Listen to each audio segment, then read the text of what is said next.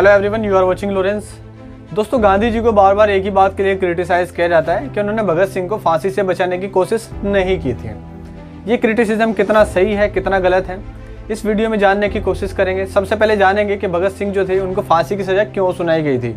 बाद में जो गांधी जी के स्कैम्स हुए हैं उन सब चीज़ों को जानने की कोशिश करेंगे। तो इस वीडियो को लेकर के आया हूँ, वीडियो को एंड तक देखना। अगर आप इस चैनल पर नए हैं तो चैनल को सब्सक्राइब कर लीजिएगा, वीडियो को लाइक कीजिएगा, जिससे मुझे मोटिवेशन मिलता है। तो चलिए स्टार्ट करते हैं।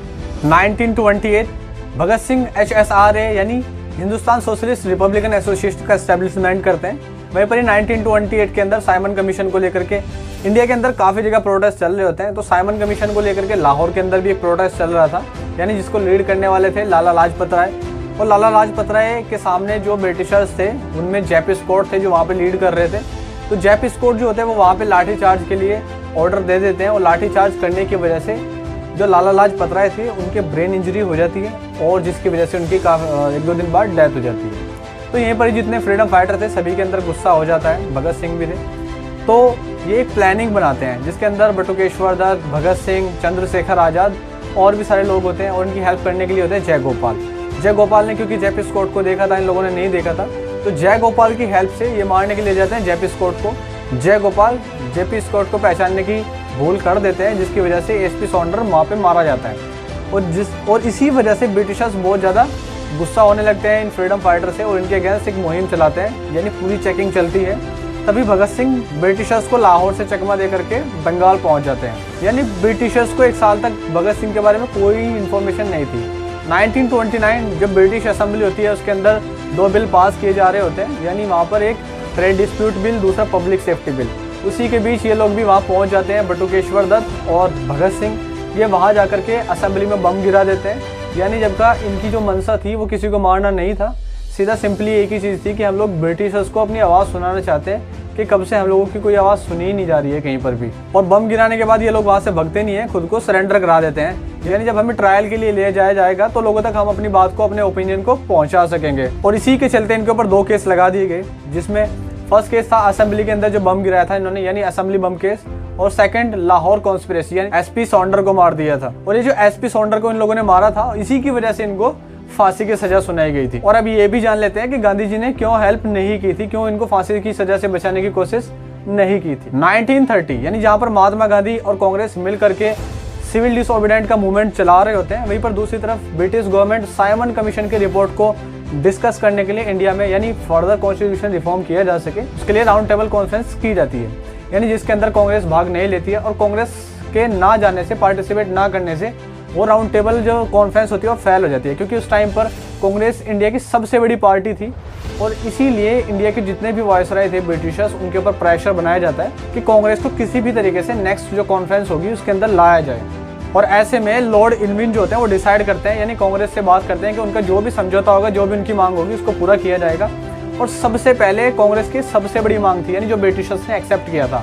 और दोस्तों, यही वो मौका था जहां अगर कांग्रेस या फिर महात्मा गांधी जी चाहते तो भगत सिंह की फांसी को रोक सकते थे। कांग्रेस की तरफ से महात्मा गांधी जी जो थे वो लॉर्ड इरविन से बात करने वाले थे, और इसी समझौते के बाद में जाकर के गांधी इरविन पैक्ट भी बोला गया है।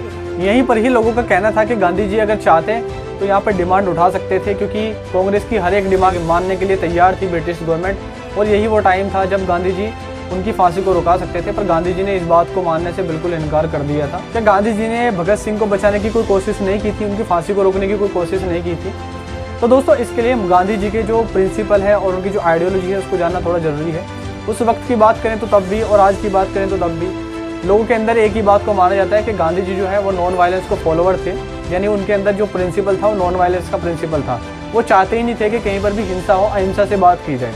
इसी के चलते आप लोग उनका एक मूवमेंट भी देख सकते हैं जिसको कोऑपरेशन मूवमेंट कहते हैं। आगे चलते चलते उसके अंदर चोरा चोरी का कांड हो जाता है, जिसकी वजह से बहुत वायलेशन हो जाता है, और वो वायलेशन होने की वजह से ही उसको वापस ले लेते हैं। तो यहीं पर भी वो चाहते थे कि जो क्रांतिकारी जो आंदोलन है, मैं इसके बड़ा खिलाफ हूँ।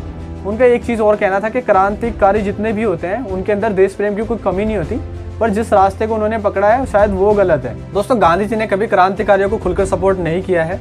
महात्मा गांधी और कांग्रेस पार्टी ने नॉन वायलेंस के फॉलोवर थे। इन्होंने इसीलिए जितने भी यहाँ ब्रिटिश के जो वायसराय थे उनसे कोई समझौते की बात नहीं की, क्योंकि भगत सिंह जो है ना वो हिंसा के केस में पकड़े गए थे।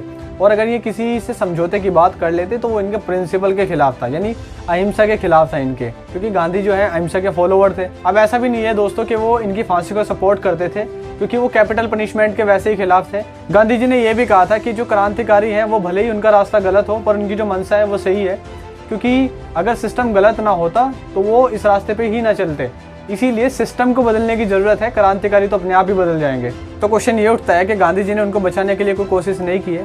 दोस्तों उस टाइम के न्यूज़पेपर और लेटर देखोगे जो गांधी जी द्वारा लिखे गए थे, वायसराय को भेजे गए हैं, उनमें यही बात की गई थी कि जो कैपिटल पनिशमेंट है और फांसी की सज़ा है उसको सस्पेंड कर दिया जाए, क्योंकि लोगों का सेंटिमेंट और लोगों की आवाज़ यही है, वो चाहते यही है कि इनको फांसी की सज़ा ना मिले, उसको पोस्टपोन कर दिया जाए। पोस्टपोन करने के ऊपर फिर उन्होंने बताया था कि अगर एक बारी फांसी की सज़ा पोस्टपोन कर दी जाती तो वो एक्सिक्यूशन होता है कि उसको दोबारा फिर से लगाई जाए, यानी इतना आसान नहीं होता कि दोबारा फिर से फांसी की सज़ा। दोस्तों कि मैं आप लोगों को चीज़ें अच्छे तरीके से समझा पाया हूँगा। अगर आपको वीडियो अच्छी लगती है तो दूसरे लोगों तक शेयर कीजिएगा ताकि मिस इन्फॉर्मेशन ना मिले, सबको एक इन्फॉर्मेशन मिल जाए। अगर आप मुझे सपोर्ट करना चाहते हैं तो डिस्क्रिप्शन में नंबर मिल जाएगा, आप मुझे सपोर्ट कर सकते हैं और चैनल को सब्सक्राइब कीजिएगा। चलिए मिलते हैं नेक्स्ट वीडियो में। Thank you so much, bye bye.